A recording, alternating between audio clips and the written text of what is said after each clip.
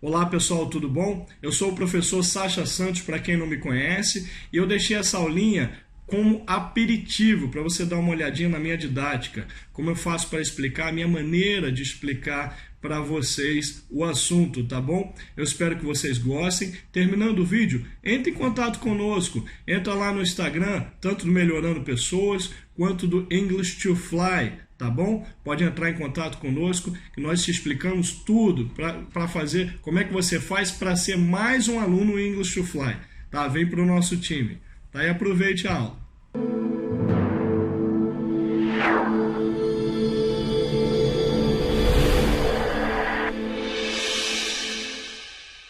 Olá, eu sou o Sacha Santos, muito bem-vindos ao English to Fly. Essa é a aula de número 4.5 do quarto módulo.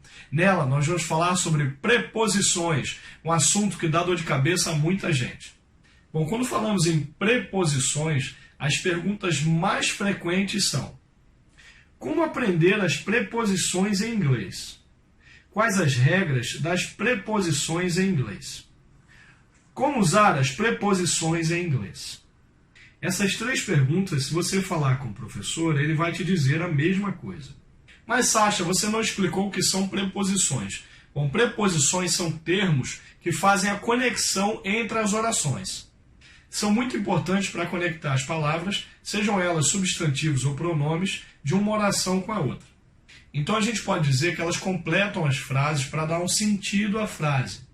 Eu vou passar agora para você uma frase, eu quero que você complete ela com uma preposição que você imagina que é a correta. Bom, se eu disser ele parou, você coloca a preposição, e depois eu disser assistir o filme. Qual a preposição que você usaria nessa frase? Sacha, qual é a regra correta, qual é a regra que a gente tem para usar a preposição correta nessa frase? Tenho certeza que muitos de vocês completou com a preposição de. Então, ele parou de assistir o filme. E outros de vocês, com certeza também, colocaram a preposição para. Então, ele parou para assistir o filme. Mas, para sua surpresa, os dois estão corretos. E não há uma regra para dizer qual dos dois você deve usar. A escolha de qual preposição eu devo usar na frase tem que ser de acordo, tem que estar de encontro com o sentido que eu vou dar à frase, com a interpretação que eu der à frase. Claro que você percebeu que quando usamos o de, teve um sentido. E quando colocamos o para, obviamente a frase mudou o sentido. Então pensa comigo. Se essa mesma frase tivesse um complemento, se ela tivesse um algo a mais informações, com certeza a sua escolha do uso da preposição ia ser mais definitiva. Você ia saber exatamente qual é a preposição que você ia usar. Bom, depois disso que eu acabei de falar, tenta completar mais essa frase. Júlio, após uma viagem cansativa, parou a preposição, ler o livro que estava lendo e foi dormir. Agora sim, eu tenho certeza que você não tem dúvida nenhuma de qual preposição que você vai usar para completar esse espaço em branco. Então, nesse caso, a preposição correta a usar seria o de, porque o Júlio chegou de viagem cansado, parou de fazer algo, que nesse caso era o livro que ele estava lendo, e foi dormir.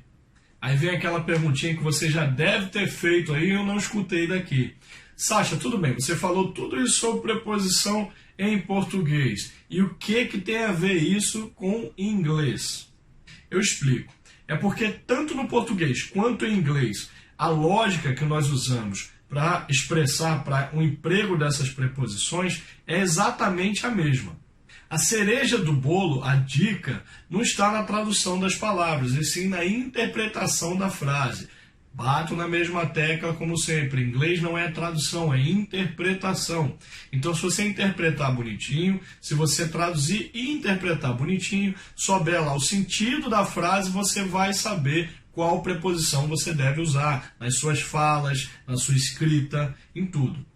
Por exemplo, numa entrevista, numa seleção, você pode se deparar com a frase que eu vou passar para você agora. I want to thank you. Aí você usa a preposição all your help. Eu quero agradecer você, a preposição, toda a sua ajuda. Acredite, pois tem muita gente que não fala essa frase para não falar errado. Se desespera e não fala essa frase com medo de falar errado. Será que eu uso to? Será que eu uso for, in, at, on, by, about? Sasha, que preposição eu devo usar? Qual é a regra que eu uso? Como eu falei nos outros capítulos, eu falo sempre, para você aprender inglês, você não precisa só traduzir, senão você não precisaria de professor. Hoje em dia tem ferramentas de tradução que são muito eficazes. Então, você tem que interpretar a frase. Em inglês é totalmente interpretativo. E com as preposições não é diferente. Nesse exemplo, nós devemos usar o for. Até porque em inglês nós dizemos thank someone for something. Ou thank something. Eu separei aqui alguns exemplos para você. Vamos ver. I want to thank you for all your help. Thank you very much for all you've done. Thank you a lot for that. Thank you for being so nice. Preste atenção que não existe regra ou segredo. Se há um segredo, é o simples fato de você saber combinar as palavras em inglês e assim fazer corretamente as combinações. Para te ajudar a identificar essas combinações, eu separei outros pontos aqui para você. Vamos lá. Depend on someone or something. Travel all over the world. Be famous for something. Talk about someone, something. Dream about someone, something. Dream of doing something. Speak in a loud voice. Protest against something. Missed on doing something. Expel someone for a place. We're good at doing something. Be into something. Ask someone about something. Involve something in something. Suffer from something. Be rude to someone. Be on vacation. On the weekend, se for no inglês americano, e at the weekend, se for no British, no inglês britânico. As for me, at last, off the record, by the way.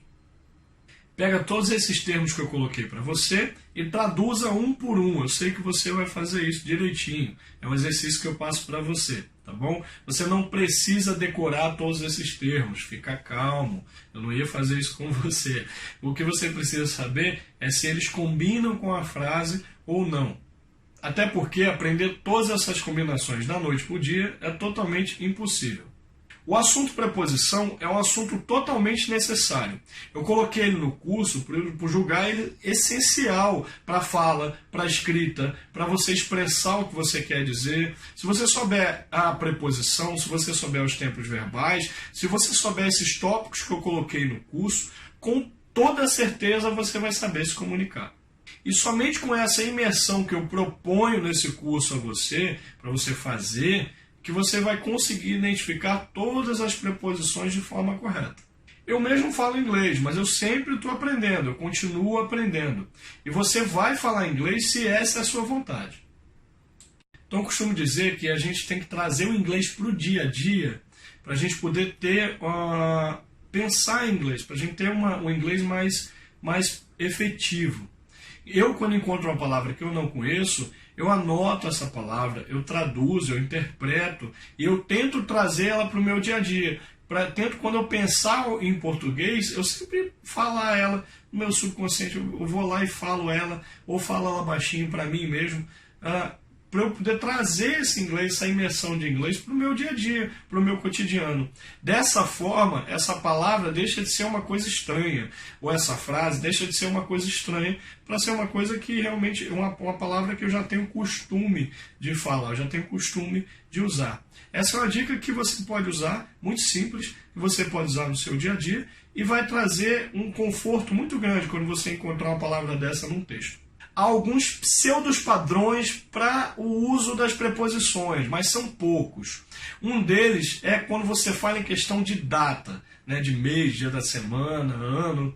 Eu preparei um gráfico para você entender melhor como funciona isso. Vamos dar uma olhadinha. On Monday, on Tuesday, on Wednesday, on Thursday, on Friday, on Saturday, on Sunday. Alguns pseudos padrões para o uso da preposição. Um deles é o dia da semana, são os dias da semana. E aí eu preparei aqui um gráficozinho para você entender como funciona. Vamos lá. Eu uso o mesmo padrão se eu disser sábado de manhã, por exemplo. Vamos dar uma olhadinha. On Saturday morning. On Monday evening. On Sunday afternoon. Bom, no caso de meses e anos, aí já muda. Porque meses e anos nós vamos usar a preposição in. Dá uma olhadinha na tabela que eu preparei para você. In March. In February. In July. In December. In 1980. In 15,000. In 1,500. In 2019. Nos períodos do dia, nós usamos o in também. In the morning, in the afternoon, in the evening, at night. Aí você me pergunta, Sasha, por que no night eu não usei o in e usei o at night? Não há uma regra para isso. Só que o at night é o mais comum de se falar em inglês. É o mais comum de se encontrar em inglês. E a gente tem que encontrar as palavras como elas são. E o at night é exatamente como é falado em todas as partes do mundo.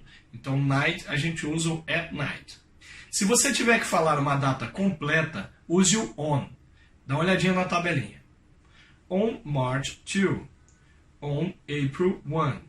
On January 34. Tudo isso repetindo é como as palavras devem ser ditas, como as palavras se expressam de forma melhor. Se eu posso dar uma dica útil em preposição, é para você não focar nas regras, e sim focar nas combinações, no que ela mais combina, para fazer sentido.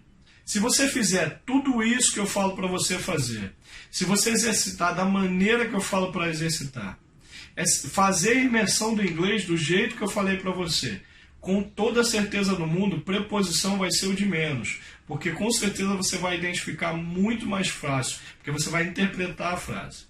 Bom, chegamos ao fim da nossa aula sobre preposições. Agora é hora de você ir lá, baixar o exercício, fazer os exercícios de preposições, tá bom? Eu espero que você tenha gostado. Um abraço e até a próxima.